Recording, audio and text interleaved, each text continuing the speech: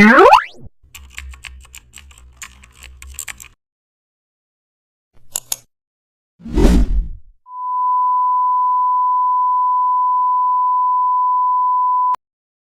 back to the channel and don't forget to like, share and subscribe for more update.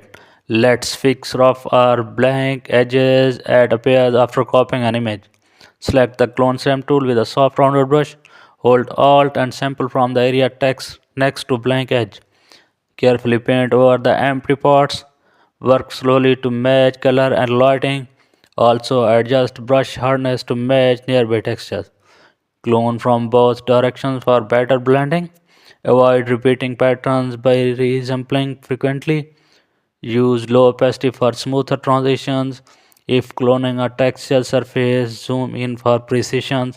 Add light blur for consistent finishing. Check the border alignment and fill any missed spots. Now your crop looks clean and